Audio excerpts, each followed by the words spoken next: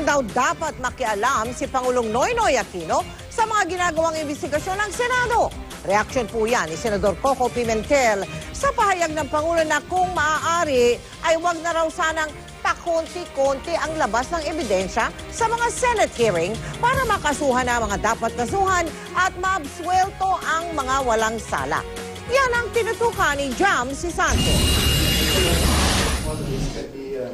Hindi dapat makialam si Pangulong Aquino sa mga ginagawang investigasyon ng Senado. Reaksyon niya ni Senate Blue Ribbon Subcommittee Chairman Senador Coco Pimentel sa mga pahayag ni Pangulong Aquino kaugnay ng isinasagawang investigasyon ng Senado kay Vice President Jejomar Binay. Nang tanungin kasi ng media na nagko-cover sa APEC Summit kagabi ukol sa Senate hearing, sabi ng Pangulo, I would have to respect the co-equal branch, no? But at the same time, the request is does it have to be in dribs and drabs? Can we not have the whole list? Is the proof really, is the proof really there? Is it substantial proof? Itong tao doon, nandiyan ba lahat? Meron siyang preba, meron akusasyon, minsanan. Di ba? Lumabas yung totoo. No? Kasuhan yung dapat kasuhan, i-absuelto yung wala. Tapos, balik tayo doon sa lahat ng kailangan gawin. tanong ni Pimentel kung sa hinaharap ay magkaroon ng investigasyon sa isang department secretary o sa isang taong malapit sa Pangulo. Sasabihan din ba ng Pangulo ang Senado na madaliin ng pagdinig? Mapanganib daw na president ito at maaaring ipakahulugang pakikialam ng Pangulo sa isang kapantay na sangay ng gobyerno ang kanyang pahayag.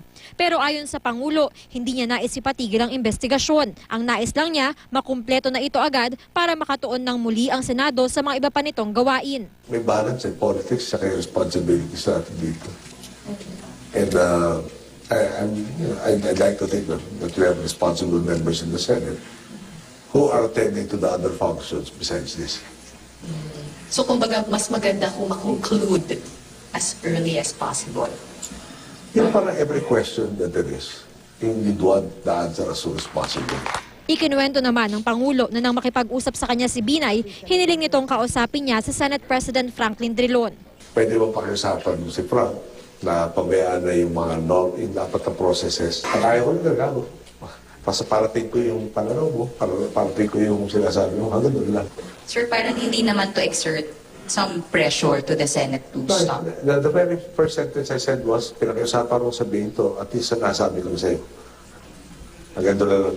Ang investigasyon ng Senado na nagsimula sa overpriced Makati City Hall Building 2 napunta na rin sa umano'y mga tagong yaman at ari-arian ng mga Binay at papunta na raw ngayon sa iba pang mga overpriced din daw na gusalit proyekto ng Makati. 11 pagdinig na ang isinagawa ng Senate Blue Ribbon Subcommittee simula noong August 20. Tinitiyak naman ni Senador Antonio Trillanes IV na hindi aabot hanggang sa eleksyon 2016 ang kanilang investigasyon.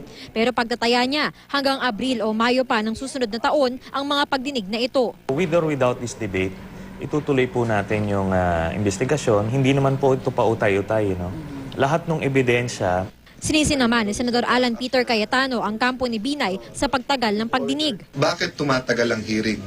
Hindi dahil sa mga witnesses na willing mag-testify, hindi sa mga dokumento na hawak na ni Vice Mayor Mercado, kung hindi dahil ayaw sumagot ni VP Binay, ayaw niya sumipot sa hearing, pati sa debate, umatras siya, and then ang pinaka-importante, pinipigilan niya na yung ebidensya ay makarating sa Senado. Pero ang kampo ni Binay, ibinaling ang sisi sa mga bumubuo ng Senate Blue Ribbon Subcommittee. Hindi naman ba pwede sa isang hearing, yung gusto lang nila yung side nila. At pag yung hindi nila gusto ang naririnig nila, pinuputol nila. Napakaganda nung payo ng ating Pangulo.